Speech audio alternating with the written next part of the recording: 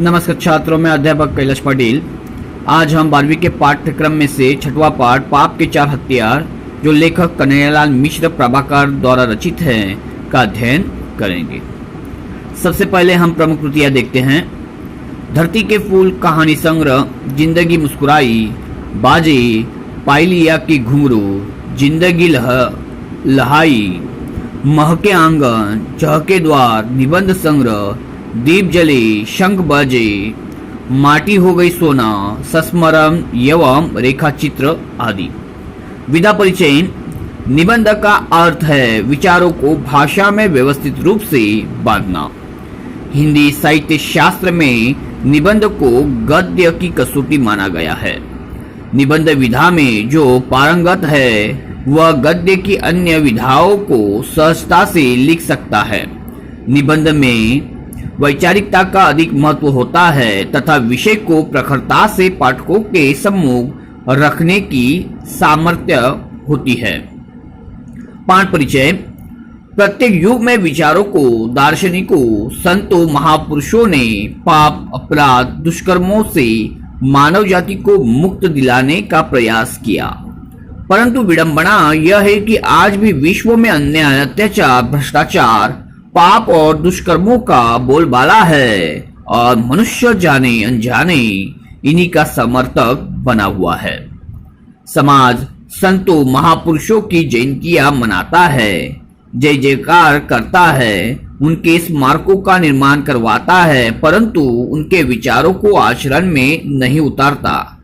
ऐसा क्यों होता है? लेखक ने अपने चिंतन के आधार पर इस प्रश्न का उत्तर खोजने का प्रयास प्रस्तुत निबंध में किया गया है। अब हम पाठ की ओर बढ़ते हैं। जॉर्ज बर्नार्ड शॉ का एक पैराग्राफ मैंने पढ़ा है।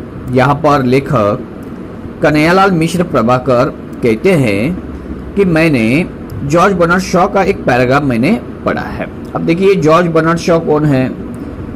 तो इनका जन्म आयरलैंड में हुआ था। जॉर्ज शॉ महान नाटककार, कुशल राजनीतिज्ञ तथा एक समीक्षक रह चुके हैं। इतना ही नहीं, तो इनको साहित्य का नोबेल पुरस्कार प्राप्त हुआ है। तो इनका एक पैराग्राफ जो है यहाँ पर लेखक पढ़ते हैं। वो पैराग्राफ देखिए किनके बारे में लिखा था? तो खुद जॉर्ज बर्नार्ड शॉ ने अपने बारे में लिखा था, खुद के बारे में लिखा था। वह उनके अपने ही संबंध में है। मैं खुली सड़क पर कोड़े खाने से इसलिए बच जाता हूं कि लोग मेरी बातों को दिल लगी समझकर उड़ा देते हैं। उनके बारे में उन्होंने लिखा है कि अगर लोग मेरी बातों पर गौर करें तो लोग मेरी पिटाई करेंगे, चाबुक से, कोड़ों से मुझे मारेंगे वह, लेकिन लोग मेरी बातों को दिल लगी समझकर, मजाक या हंसी मजाक की बातें समझकर छोड़ देते हैं, ध्यान देते नहीं है। बात यूं है कि मेरे एक शब्द पर भी वे गौर करें तो समाज का ढांचा डगमगा उठे। देखिए यहाँ पर जॉर्ज बर्नार्ड शॉ कहते हैं कि लोग अगर मेरी बात की एक शब्द पर भी अगर ध्यान देंगे तो समाज का जो ढांचा है वह डगमगा उठेगा। देखिए समाज का जो आधार है वह डगमगाएगा, पूर्ण रूप से हिल जाएगा। वे मुझे बर्दाश्त नहीं कर सकते यदि मुझ पर हंसे नहीं। देखिए जॉर्ज बर्नार्ड शॉ कहते हैं कि लोग मुझे बर्दाश्त ही नहीं कर सकते, इसलिए मेरे ऊपर क्या करते हैं? वह हंसते हैं। मेरी मानसिक और नैतिक महानता लोगों के लिए असहनीय है। देखिए जॉर्ज बर्नार्ड शॉ की देखिए मानसिक और नैतिक जो महानता है, बड़प्पन है इनका, लोग उसको सहन ही नहीं कर सकते हैं। उन्हें उबाने वाली खूबियों का पुंज लोगों के गले के नीचे कैसे उतरे? इसलिए मेरे नागरिक बंधु या तो कान पर उंगली रख लेते हैं या बेवकूफी से भरी हंसी के अंबार के नीचे ढक देते हैं मेरी बात। देखिए अब देखिए जो बातें यहाँ पर जॉर्ज बर्नार्ड शॉ कहते हैं, उन बातों से लोग क्या करते हैं? उब जाते हैं। इसलिए देखिए इनकी बातों पर वो ध्यान नहीं देते हैं। वह तो एक तो कान पे उंगलियां रख लेते हैं या फिर बेवकूफी भरी हंसी के अंबार मतलब क्या? ढेर, मतलब हंसते हैं और हंसकर इनकी बातों को क्या करते हैं, वह टाल मटोल करते हैं या टाल देते हैं। शॉ के इन शब्दों में अहंकार की पैनी धार है, यह कहकर हम इन शब्दों की उपेक्षा नहीं कर सकते, क्योंकि इनमें संसार का एक बहुत ही महत्वपूर्ण सत्य कह दिया गया। देखिए, जॉर्ज बर्नार्ड शॉ ने जो बातें कही हैं वह अहंकार की बातें हैं, इसलिए हम उसकी उपेक्षा नहीं कर सकते, उसको टाल नहीं सकते हैं। लेकिन उन्होंने जो कहा है वह संसार में व्याप्त सच्चाई को ही उन्होंने लोगों के सामने रखने का प्रयास किया है, उस पर हमें ध्यान देना चाहिए। लेकिन लोग ध्यान न देकर क्या करते हैं, उनकी बातों को टालने की कोशिश करते हैं। संसार में पाप है, जीवन में दोष, व्यवस्था में अन्याय है, व्यवहार में अत्याचार, और इस तरह समाज पीड़ित और पीड़क वर्गों में बढ़ गया है। देखिए, इस संसार में पाप है, जीवन में दोष है, बुराइयां है, और देखिए हमारी जो व्यवस्था है, व्यवस्था में अन्याय है, व्यवहार में भी देखिए हमारे अत्याचार है, और इस तरह समाज पीड़ित और पीड़क वर्गों में बटा हुआ, दो वर्गों में बटा हुआ है। एक है शोषक और दूसरा है शोषित। जो पीड़क वर्ग पीड़ित वर्ग के ऊपर क्या करता है, तरह तरह के अन्याय करता है, अत्याचार करता है।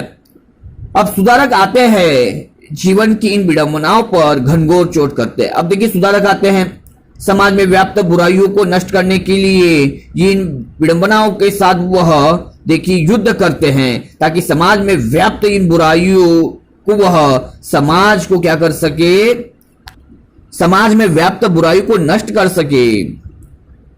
विडंबनाएं टूटती बिखरती नजर आती है, पर हम देखते हैं कि सुधारक चले जाते हैं और विडंबनाएं अपना काम करती रहती है। मतलब सुधारक जब तक प्रयास कर रहे हैं तब समाज में व्याप्त बुराई नष्ट हो जाती है, और देखिए सुधारक के चले जाने के बाद देखिए विडंबनाएं फिर से अपना काम शुरू कर देती है। मतलब देखिए समाज में व्याप्त देखिए जो बुराइयां है, समाज कुछ समय के लिए उसको छोड़ता है और फिर देखिए उसको क्या करता है, वह अपनाता है। आखिर इसका रहस्य क्या है कि संसार में इतने महान पुरुष, सुधारक, तीर्थकर, अवतार, संत और पैगंबर आ चुके, पर यह संसार अभी तक वैसा का वैसा ही चल रहा है। देखिए, लेखक खुद कहते हैं कि आखिर इस बात का रहस्य क्या है। संसार में इतने महान पुरुष आए, सुधारक आए, तीर्थकर आए, इतना ही नहीं तो साक्षात देखिए भगवान ने देखिए इस धरती पर अवतार लिए, संत आए और पैगंबर आए, फिर भी इस समाज में जो व्याप्त बुराइयां है, संसार में व्याप्त बुराइयां है, वह वैसी की वैसी है। इसे वे क्यों नहीं बदल पाए?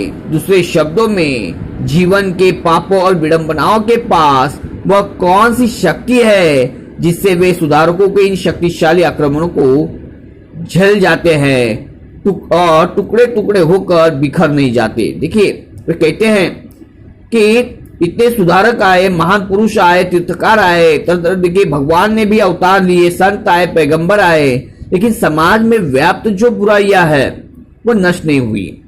वरना तब लेखक कहते हैं कि इन पाप और विडंबनाओं के पास ऐसे कौन सी शक्तिशाली अस्त्र है जो इतने महान सुधारक आए, महान पुरुष आए, फिर भी देखिए समाज में व्याप्त बुराइयां नष्ट नहीं हुई। कुछ समय के लिए वो टूटी, लेकिन टूटकर वह बिखरे नहीं। शॉ ने इसका उत्तर दिया है कि मुझ पर हंसकर और इस रूप में मेरी उपेक्षा करके वे मुझे सह लेते हैं। देखिए, शॉ ने इस बात का जवाब दिया है कि कुछ लोग जो है, जो मुझ पर हंसते हैं, मेरे विचारों की उपेक्षा करते हैं और इस तरह मुझे वो क्या करते हैं, सह लेते हैं। इसी बात को देखिए उन्होंने एक मुहावरे के माध्यम से व्यक्त किया है। यह मुहावरे की भाषा में सिर झुकाकर लहर को ऊपर से उतार देना। देखिए, सिर झुकाकर लहर को ऊपर से उतार देना मतलब संकट को गुजरने देना, मतलब अपने बुरे समय को जाने देना। देखिए, आगे बढ़ते हैं। शॉ की बात सच है, पर यह सच्चाई एकांगी है। देखिए, शॉ की बात सच है, परंतु यह सच्चाई क्या है, एक तरफी है। सत्य इतना ही नहीं, सत्य इतना नहीं है। पाप के पास 4 शस्त्र है जिनसे वह सुधारक के सत्य को जितना या कम से कम असफल करता है। देखिए, पाप के पास कितने अस्त्र है, 4 है, जिससे वह सुधारक के सत्य को जीतता है या कम से कम उसको क्या करता है, वह असफल बनाता है।